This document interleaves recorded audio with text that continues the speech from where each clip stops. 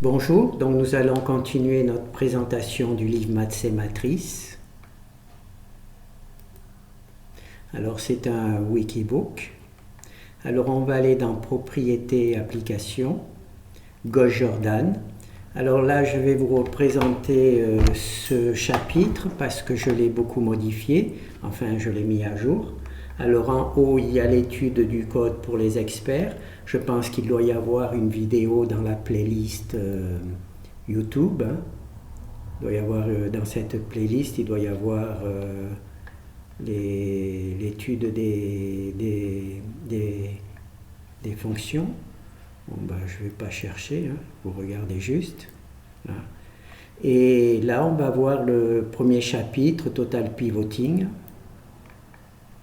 Alors le premier exemple, j'ai décidé de faire un exemple aléatoire et un exemple où vous pouvez changer les valeurs des données pour à peu près tous les exemples. Donc le premier, c'est tout simplement la fonction Gauss-Jordan, une utilisation de la fonction Gauss-Jordan. Pas de chance. Alors je vais un truc, enregistrer sous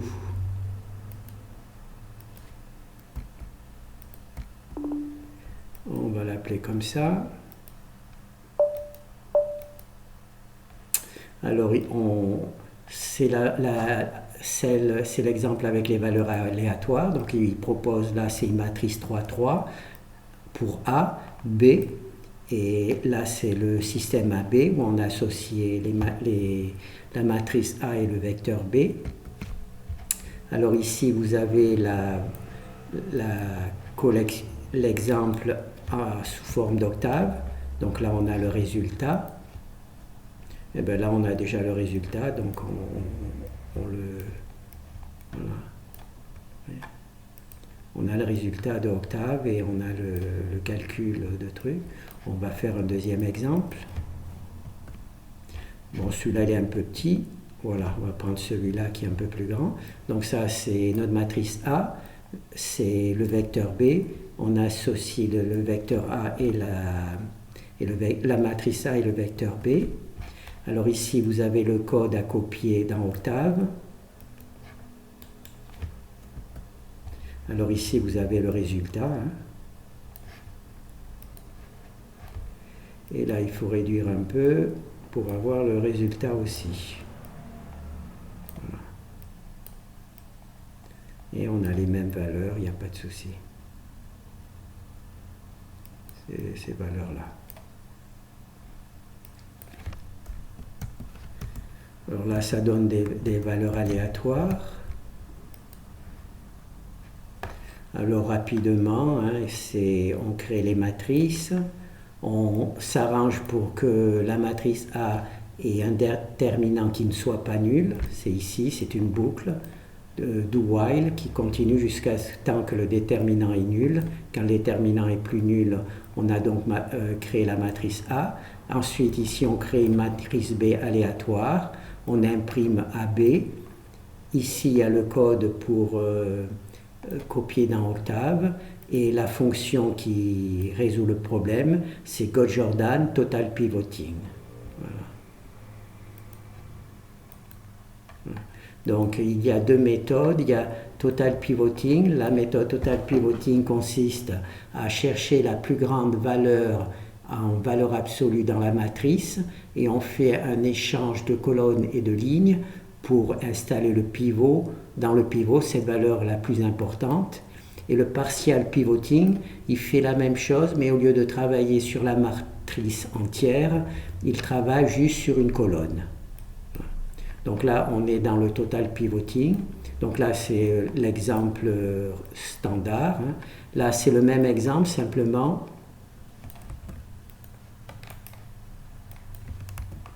on donne les valeurs. Voilà, les valeurs sont données. Donc c'est exactement la même chose, simplement il n'y a qu'une seule solution. Donc là il y a la matrice A, B, AB. Donc là il y a le code pour Octave, on résout la matrice. Et c'est tout. Voilà, c'est tout. Voilà. Donc là, c'est exactement la même chose. Hein. Voilà.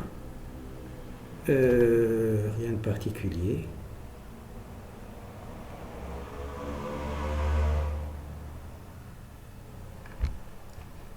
Alors là, c'est le premier exemple. Ensuite, ici, c'est le même exemple, simplement, au lieu d'avoir B qui est une seule colonne, la B, il a plusieurs colonnes. Comme B a plusieurs colonnes, naturellement, les X aussi, on va avoir plusieurs valeurs. Donc là, on va voir le travail avec des valeurs aléatoires. Voilà. Donc là, il y a A, et là, B a plusieurs valeurs. D'accord ? On résout un système de manière simultanée. Au lieu de résoudre A par rapport à B1, puis A par rapport à B2, puis A par rapport à Bn, là, on résout tout en même temps tous les trucs. Donc là, on a notre système qui est formé. Hein. Je crois que les 3 premières colonnes, c'est A, et tout le reste, c'est B. B1, B2, B3, B4 et B5. Alors ici, on peut résoudre dans Octave. Alors la solution, elle est là. Hein. Et bien, la solution, elle est aussi là. Donc voilà. Il faut la faire un peu plus petite. Voilà, on a les mêmes valeurs. Ici, ici, ici, ici et ici. Voilà, on a les mêmes valeurs. Donc on peut en faire un deuxième, voilà celui-là. Là, la matrice A qui est 1, 2, 3, 4, 5, 6 lignes et 1, 2, 3, 4, 5, 6 colonnes. C'est normal. Par contre, B, il y en a plusieurs. Alors normalement, on résout A par rapport à B1, A par rapport à B2, mais en mettant ensemble, on va résoudre d'un seul coup tous les... Là, 1, 2, 3, 4, 5 systèmes. Donc là, c'est AB qui est formé. Hein. Alors ici, il y a, le code pour Octave. Alors, c'est bien parce que là, le code, il est juste là. J'espère que moi, de mon côté, moi aussi. Donc, c'est une bonne chose. Ça a bien tombé le bon même nombre de... bien installés, voilà. Là, on voit qu'on a les mêmes résultats. Voilà. 61, 36, 26, 99, 26, 99, voilà.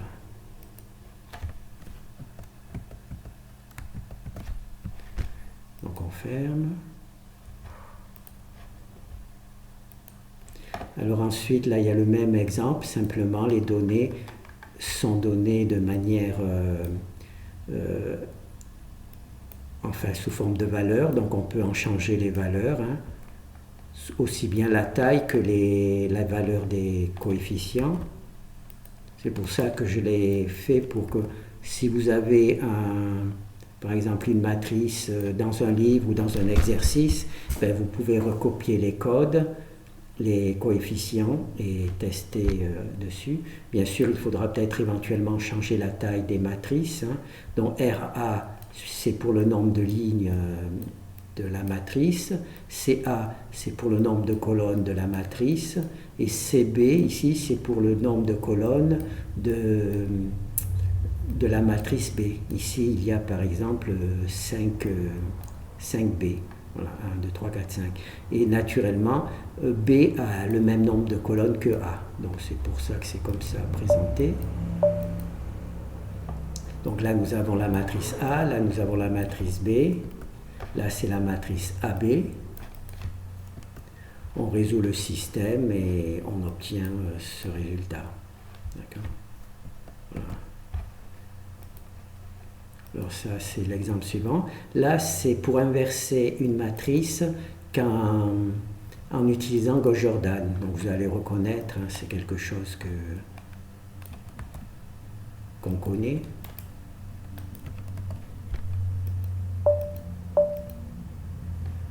Alors on crée notre matrice A, on crée la matrice identité qui est de la même dimension que A.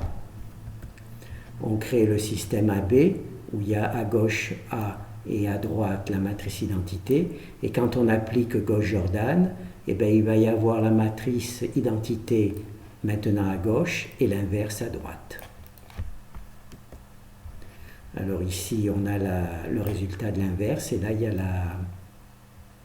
le code pour Octave.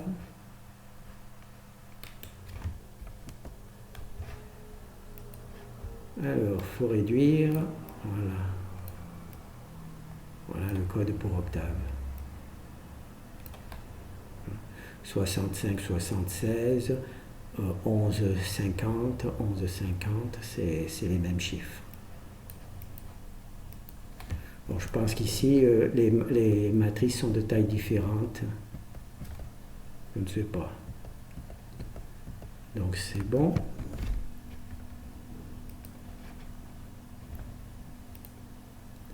Alors l'exemple en dessous, naturellement, là c'est valeur aléatoire et là c'est avec des données fixées.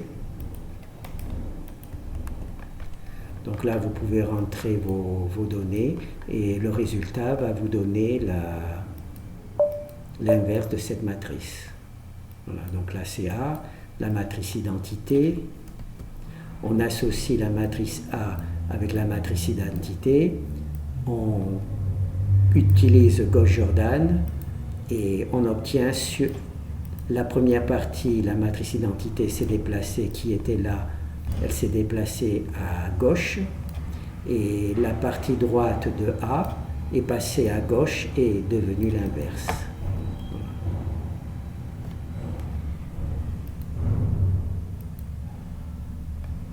Là, donc là, c'est le total pivoting. Toute cette page est destinée au total pivoting, mais là, c'est les 3 exercices de base. Hein. Une fois résoudre AX, une fois AX quand B est multiple, et une fois l'inverse, calculer l'inverse grâce à la matrice identité.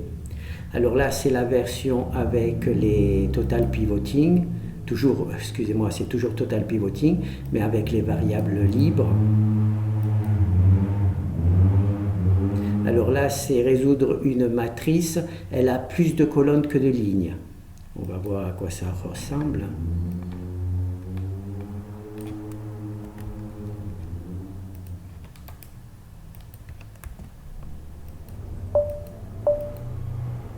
Voilà la matrice A, elle n'est pas carrée.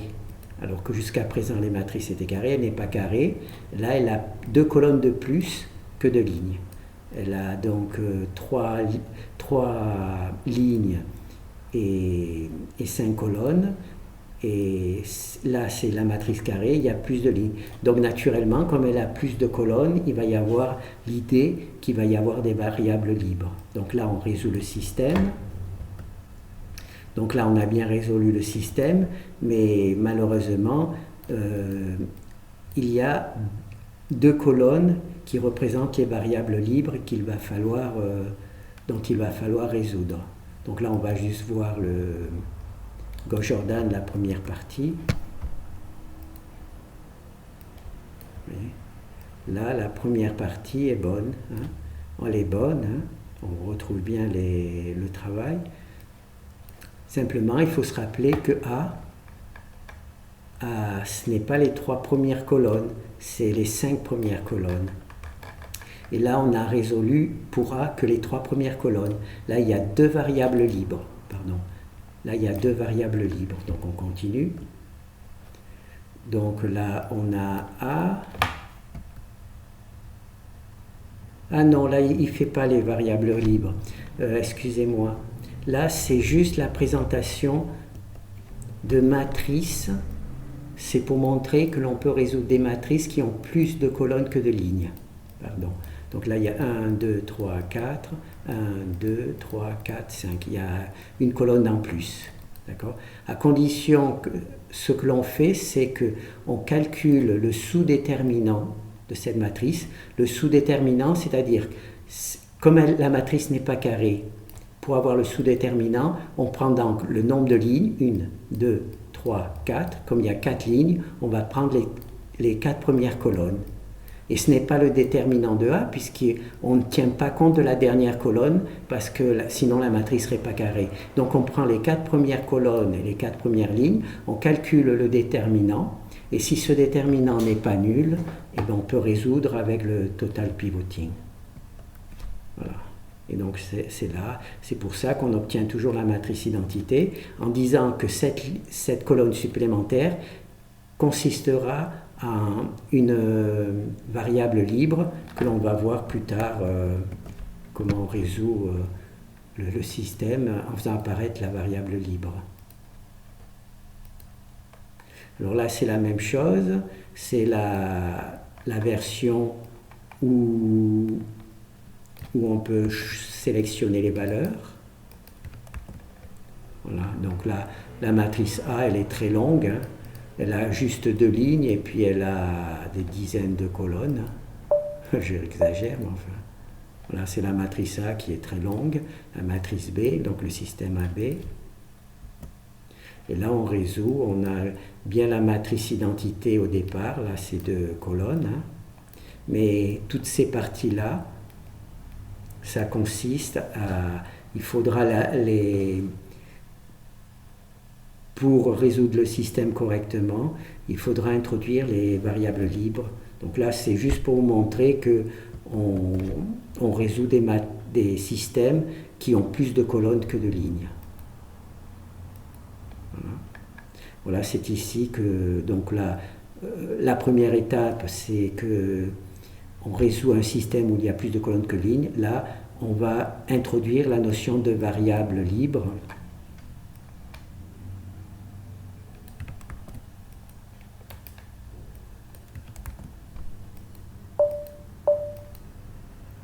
Alors on a toujours une matrice A qui a plus de colonnes que de lignes.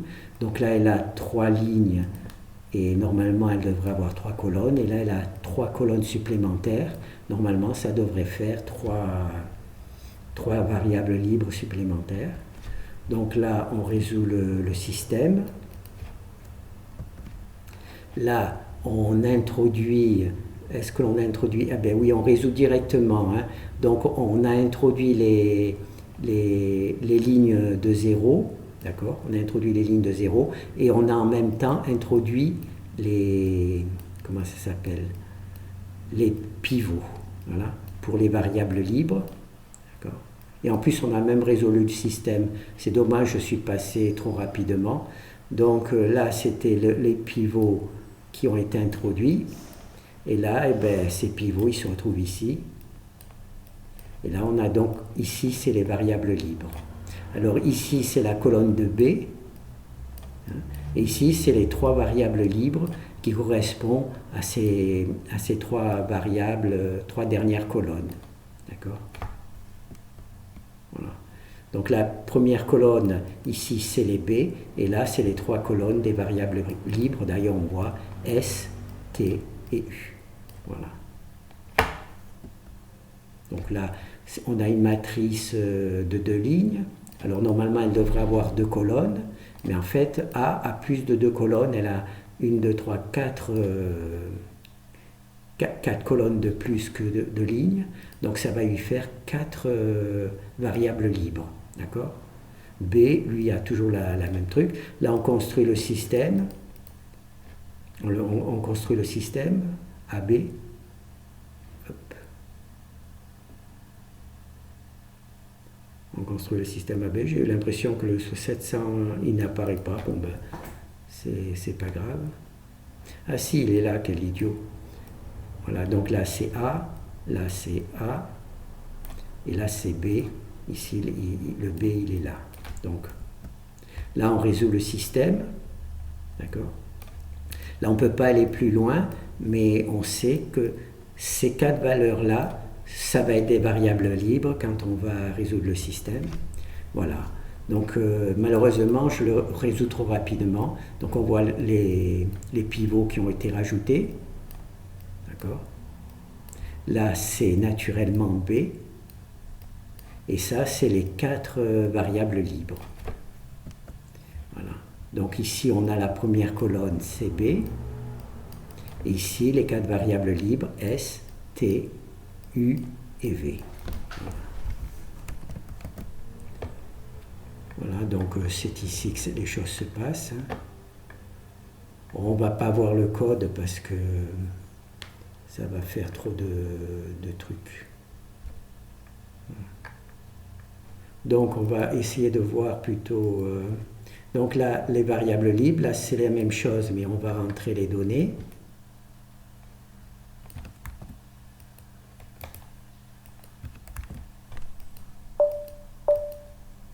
C'est la même chose, donc c'est une matrice truc.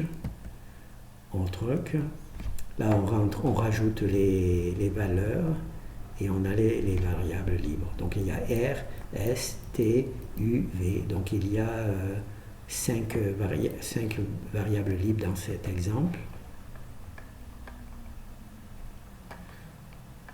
Alors dans un premier temps, on résout le premier système, c'est Gauss-Jordan Total Pivoting. Ah, je suis allé trop loin, tant pis, je recommence. Donc là, il y a A et B. Là, on résout le système. C'est cette commande-là qui résout le système et qui affiche AB. Et ici, il y a la fonction Gauss-Jordan qui travaille sur les... Le problème de cette fonction, c'est qu'elle cache tous les calculs intermédiaires. Elle donne directement le résultat. On ne voit pas l'installation des lignes et ensuite l'installation des pivots. Pour les variables libres, elle fait tout à un seul coup et donc on ne voit rien du tout. Je vais peut-être vous montrer la fonction. Alors vous vous rappelez, pour avoir une fonction, on met une virgule, on met x. Voilà. Voilà, là c'est la fonction Gauss-Jordan. Alors ce qu'on ne voit pas, c'est qu'elle met les variables libres et ensuite elle met 0 sous le pivot. Donc elle met les variables libres et 0 sous le pivot. Donc malheureusement tout ça, ce calcul ne se voit pas.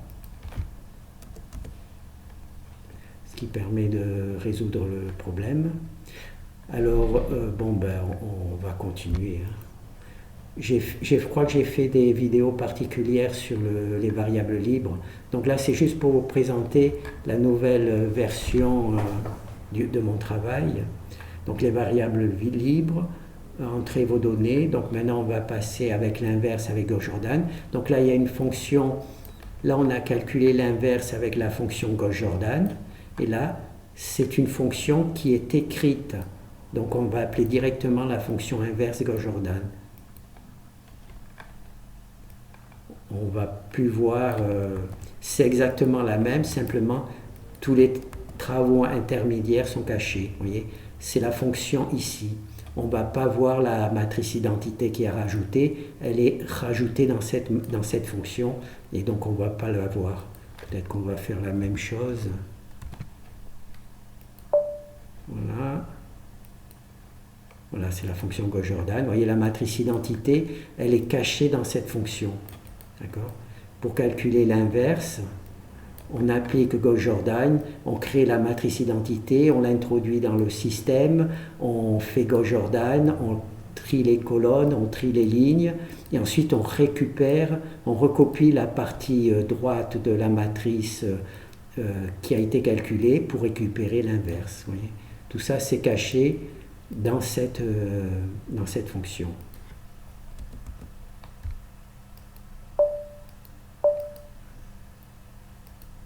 Voilà. Donc là, on a notre matrice A et on obtient directement ici l'inverse. Alors ici, c'est l'inverse qui est calculé avec Gauss-Jordan et ici, c'est l'inverse qui est calculé avec la fonction déterminant. On peut calculer l'inverse soit avec Gauss-Jordan, soit avec le déterminant.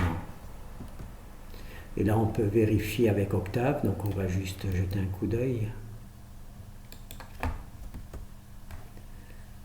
Alors, on va réduire, hop, hop, hop, raté. Ah, il est trop long. Voilà, donc là c'est les valeurs trucs, deuxième colonne, troisième colonne, quatrième colonne et cinquième colonne qui est en bas. Voilà, cinquième colonne, on voit que c'est les mêmes. D'accord. Donc là c'est la partie Gauss-Jordan avec qui calcule la fonction, c'est la fonction inverse qui est créée. Là c'est la même chose, simplement on a les données aléatoires. J'ai essayé de, ce que je n'avais pas fait au départ, c'est de, quand je fais un exemple avec des variables aléatoires, de mettre un exemple où on peut changer les données. Et naturellement, vous pouvez changer la taille. Vous pourriez prendre une matrice 3-3. On peut le faire. Là, on va faire la matrice 4-4. Voyez. On peut vérifier la solution.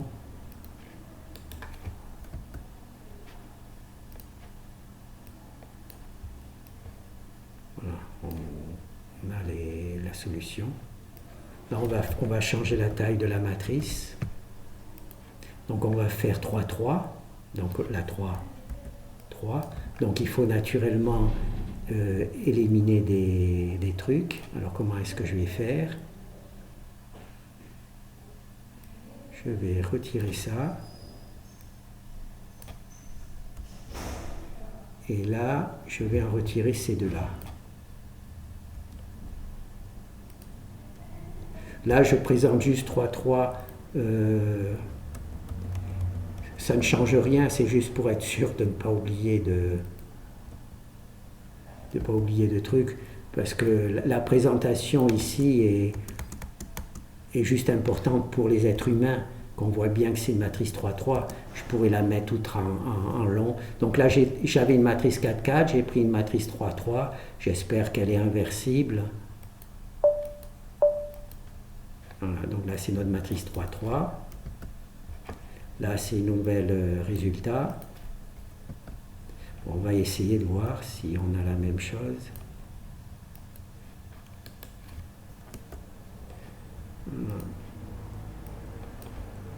Voilà. Donc, vous voyez ces trucs. Voilà, 18, tchutchouk, tchutchouk et tchutchouk. Voilà, c'est les mêmes valeurs. Alors au début, je trouvais que c'était plus amusant de faire des valeurs aléatoires, mais ensuite je me suis dit, si moi-même je m'amuse à résoudre un petit système, et c'est extrêmement compliqué de transformer un fichier aléatoire en fichier où l'on peut choisir les valeurs. Donc c'est pour ça que j'ai décidé de faire ce système, c'est-à-dire que chaque exemple, valeur aléatoire, entrez vos données, valeur aléatoire, entrez vos données, valeur aléatoire, entrez vos données, ainsi de suite. Donc là, où on en était, là voilà, donc là c'est la fonction inverse, et là on va simplement résoudre le système AX égale B avec l'inverse, et dans le deuxième temps on va résoudre aussi le système AX égale B, mais où B est multiple. C'est l'équivalent de l'exercice au-dessus où on avait des B multiples. Donc là, on va juste résoudre le système AX égale B. On va voir.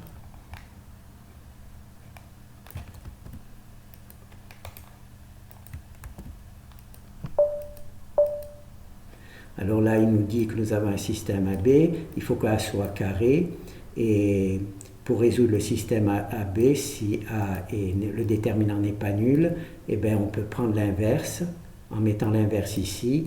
En mettant l'inverse ici, eh bien on a la solution. D'accord? C'est ce que va faire le travail. Donc là, il y a B, il y a A, là, il y a B. Là, on a calculé l'inverse de A.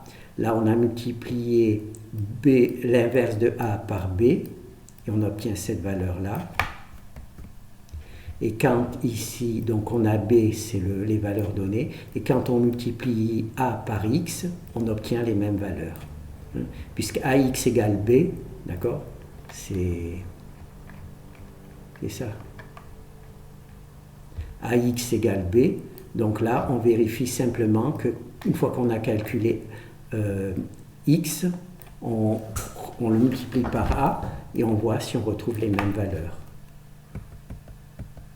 Voilà, ax égale b. Donc on va voir le truc.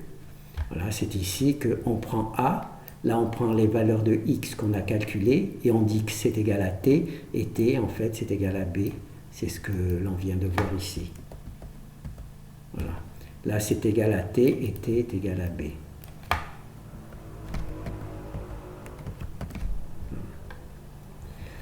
Alors, ici, il y a la fonction inverse qui donne l'inverse de a. D'accord ? Ensuite, on multiplie l'inverse de a par b, ce qui nous donne x. Inverse de a par b, ça nous donne x. Et le x qui est là, on va le multiplier par a pour qu'il nous redonne b. C'est une chaîne de trucs. Donc là, c'est l'exemple truc. Là, c'est l'exemple simplement avec des valeurs que l'on peut changer, dont on peut changer les valeurs.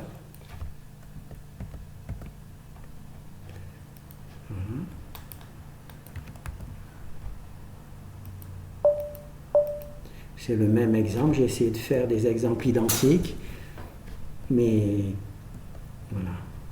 Et voilà, là on trouve bien quand b, quand on a calculé x, et quand on le remultiplie par a, on obtient bien de nouveau b. Voilà. Voilà. Quand on a calculé x, on le multiplie par a, c'est la fonction, on obtient t, et t c'est bien égal à b.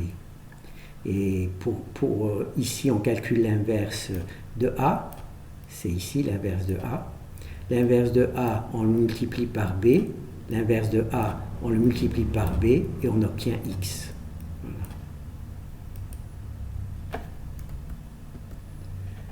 L'inverse de a, on le multiplie par b et on obtient x. Et ensuite, en multipliant a par x, on retrouve b. On multiplie a par x, on retrouve b. Voilà. Et là, naturellement, vous pouvez changer les valeurs. Vous pouvez changer aussi la taille des matrices.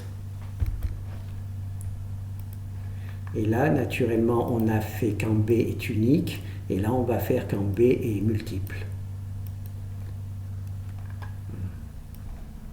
C'est compliqué des fois à savoir si c'est A qui a plus de colonnes ou B, et c'est inscrit ici. Ah ben là, c'est pas inscrit. C'est pas inscrit. Ici, on a B qui a 6 colonnes, et A a le même nombre de colonnes que de lignes. Voilà, donc là, on a le même principe. Alors là, on retrouve l'idée que on va calculer l'inverse de A et on va le multiplier par B. Donc là, 1, 2, 3, 4, 5, 6. B, il a 6 colonnes. A, lui, c'est 3 et 3, 6. Donc il a aussi 6 colonnes, mais c'est le hasard. Hein. Donc là, on a calculé l'inverse de A. Et ensuite, ici, on a les X. Et quand on va multiplier tous les x par a, on va retrouver bien b. Quand on multiplie ax2 a par x2, on obtient bien b2. Et c'est ici que ça se passe. Voilà. Quand on multiplie a par x, on obtient bien les ax2. Donc on ne va pas multiplier chaque a par x1 par x2, on va multiplier a par x, et dans x, il y a x1, x2, x3, x4. D'accord ? C'est ici, voilà. Ici, on a la fonction qui calcule l'inverse de a, hein, inverse Gauss-Jordan. Donc ici, on a l'inverse de a. L'inverse de a, on la multiplie par b. Donc b, c'est une matrice avec plusieurs colonnes, où chaque colonne correspond à un b, b1, b2, b3, b4. D'accord ? Et là, eh ben, on met ça, quand on multiplie l'inverse de a par b, on obtient x. D'accord ? Quand on multiplie, c'est ici, hein, ça ne se voit pas bien. Quand on multiplie l'inverse de a par b, on obtient x. D'accord ? Et ensuite, eh ben, on fait l'inverse. on multiplie A par X et on doit retrouver B. C'est bien ce que l'on a vu là. Alors là, on a A, là c'est B, là on a le système. Directement, on calcule l'inverse de A. Et là, quand on multiplie l'inverse de A par B, on obtient X. En fait, on obtient X1, X2, X3, X4, X5. Comme ici, on a B1, B2, B3, B4, B5. Et ensuite, quand on multiplie les X1, X2, X3 par A, on obtient ces valeurs-là qui correspondent aux valeurs de B. Donc ça, c'est bon. Alors là, il y a le deuxième exemple qui est des valeurs aléatoires. Des valeurs fixes, pardon. Donc là, on rentre, hein. On a la matrice A, on a la matrice B, et on fait exactement la même chose. Simplement, on choisit les valeurs. Voilà, B. Là, on a l'inverse. En multipliant l'inverse par B, on obtient les X. Et ensuite, en faisant l'inverse, en multipliant les A par X, on retrouve les mêmes valeurs que B.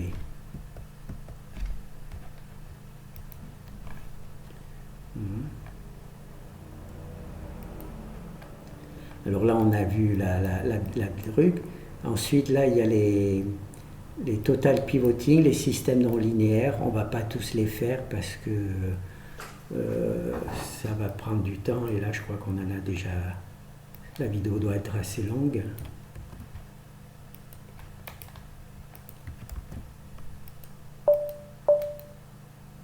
Alors là, on a un système non linéaire, c'est-à-dire que les x dépendent des sinus, de cosinus et de sinus. Alors, sinus de x, cosinus de y et sinus de z. D'accord ? Ce que l'on va faire, c'est qu'on va poser que x est égal à sinus de x, y est égal à cosinus de y et z est égal à cosinus de y. Donc là, on se retrouve avec un système linéaire, puisqu'on ne sait pas que x est égal à sinus de x. Donc on résout tout simplement un système linéaire en fonction de x, y et z. Voilà. Donc là, on a notre système A, là le système B, le système AB. On résout.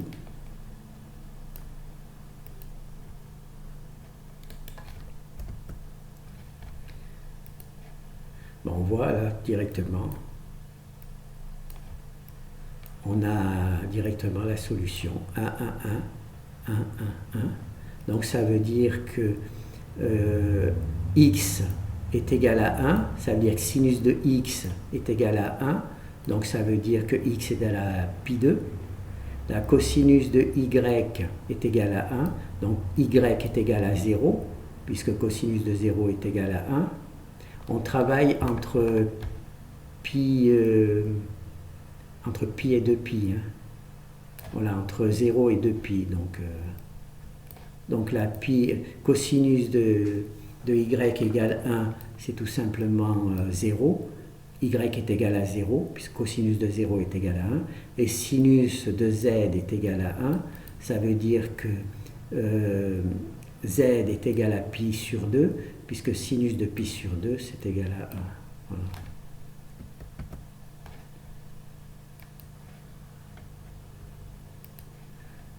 Donc ça, c'est la truc trigonométrique. Alors il y a la même chose où on remplace les fonctions trigonométriques par des fonctions inverses. Voilà. C'est un système de fonctions inverses, d'accord ? Peut-être que c'est plus facile de voir ici, c'est un système et on pose simplement que x égale à truc, voilà. Là, ensuite, c'est des produits.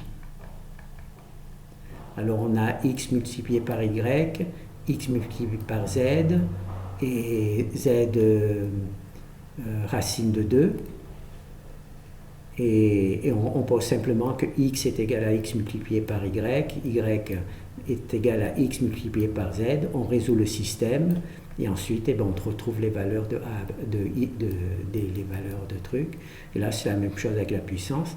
Alors, pour fabriquer, par exemple, la fonction trigonométrique ici, il faut... j'ai donc créé des programmes qui fabriquent. Bon, ici, on a le programme ici, par exemple.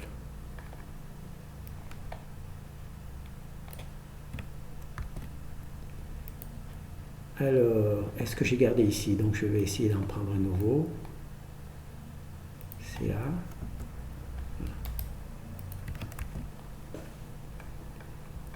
Alors, je vais juste mettre un P quelque part. Voilà, je vais mettre un grand P ici. Comme ça, je vais réintroduire, je vais vous montrer ce que je veux dire. Donc là, on veut créer un système de ce genre. Et on veut que sinus de A est égal à 1, sinus de B est égal à 1 et sinus de C est égal à 1. Bon là c'est que des sinus, mais enfin c'est pas grave. Et donc on veut avoir cette solution. Bon, et bien le programme vous propose cette valeur-là. D'accord? Donc je vais la récupérer.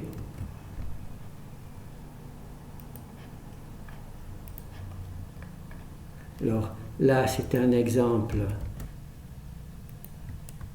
avec des valeurs différentes. Hein. Et là, on va voir que quand je vais remplacer ces valeurs-là par celles-là, on va avoir le même résultat. C'est-à-dire que j'ai créé une fonction ou un exemple qui crée des solutions où le système résolu, c'est 1, 1, 1. Voilà. Donc, c'est le même principe, cosinus, tchuk, là il y a des trucs, tchuk. Là il y a sinus, cosinus, sinus, hein, mais ce qui est important c'est que la résolution du système, donc A, B, AB, et on voit qu'on retrouve exactement le même système, c'est-à-dire que tous les coefficients sont égaux à 1. On peut essayer là, avec Octave. Voilà. On a le même résultat, tous les coefficients sont égaux à 1.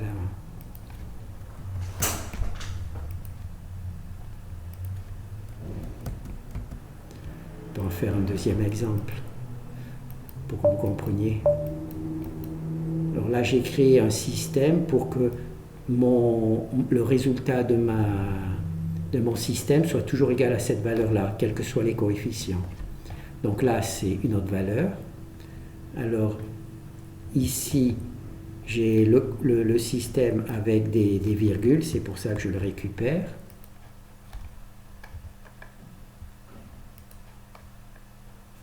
Alors là, on va le mettre. On voit que c'est encore d'autres valeurs, ce n'est pas les mêmes valeurs que tout à l'heure, c'est encore des valeurs différentes. Mais ce système, oh là, ce système va nous donner toujours la même solution. Voilà. Le système va nous donner toujours la même solution. On récupère le code. Et on obtient toujours 1, 1, 1. D'accord? Alors ces deux travaux travaillent ensemble. Celui-là permet de travailler sur des systèmes non linéaires. Et cet exemple-là permet de construire des systèmes dont on connaît la solution. Par exemple, ici, je vais essayer de voir si j'arrive à vous agrandir. Voilà, pour les systèmes trigonométriques, j'ai essayé qu'ils soient toujours égal à 1. Voilà, parce que sinus de 1, cosinus de 1, c'est facile, on sait. Là, pour les valeurs inverses, j'ai choisi 1, 1,05 ou 1,33. Là, c'est un tiers, là, c'est un demi, et là, c'est 1. Donc là, quand on travaille avec des valeurs inverses, hein, on a l'exemple ici où on travaille avec des systèmes inverses. Donc là, on va choisir une solution. Hop là. Là, je travaille avec des gros trucs. On va donc choisir ici des solutions qui correspondent au problème. C'est-à-dire qu'on va prendre pour les sinus, cosinus, toujours une valeur 1, ou une valeur qui corresponde à des angles que l'on est capable de calculer. Pour inverse, on va prendre 1, 0,5, 0,3. La solution du système, ça sera ça. Et puis là aussi, j'ai choisi des valeurs qui soient faciles à calculer. Par exemple, là, ici pour les puissances, j'ai choisi comme valeur 16, 27 et 25. Bon, peut-être, hop. Là, je crois que j'ai bloqué. C'est vrai, j'ai bloqué. Je vais sortir. Alors, matrice.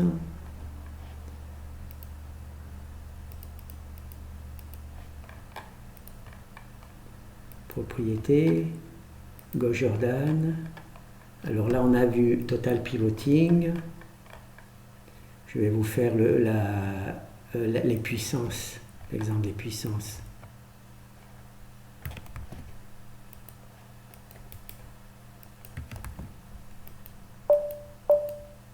Voilà, donc là on travaille x4, y3 et z2. Donc il faut trouver, on pourrait prendre n'importe quelle valeur, bien entendu, le système se résout aussi bien. Mais moi j'ai choisi que, donc là ce sont des valeurs pour A, là on voit c'est une matrice totalement aléatoire. Pour B c'est des valeurs totalement aléatoires, là c'est le système. Par contre la solution de ce système c'est 16. Pourquoi? Parce que x à la 2 à la puissance 4, ça fait 16. C'est pour ça que j'ai choisi cette valeur. Y, c'est égal 27, y puissance 3, parce que 3 à la puissance 3, c'est 27.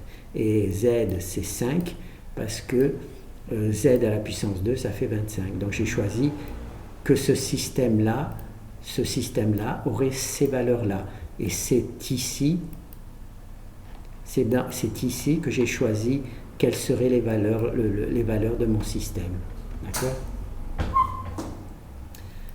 Voilà.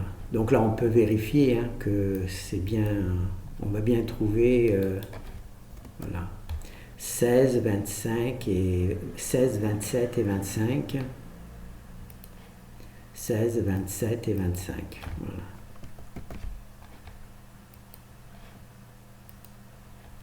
Donc là, il y a deux trucs où je me suis un peu emmêlé les pédales, mais c'est pas grave. Donc là, il y a des systèmes non linéaires, mais pour que ça soit présentable, il faut choisir les solutions. Et c'est dans ce paragraphe-là, choisir les solutions d'un système. Alors là, pour les trigonométriques, pour les inverses, pour les puissances et pour les multiplications, j'ai donc écrit ce petit exemple. Et là, c'est des applications, on ne va pas le faire parce que là, la vidéo, sinon, elle va être trop longue. C'est les applications, on calcule les trucs. Là, il y a des vidéos d'explications. C'est là, dans propriété application, résoudre un système total pivoting, au-dessus, vous avez la playlist où vous allez voir les exemples. Donc là, aujourd'hui, on a vu le chapitre total pivoting. Ensuite, je vais faire le partial pivoting la prochaine fois. Merci.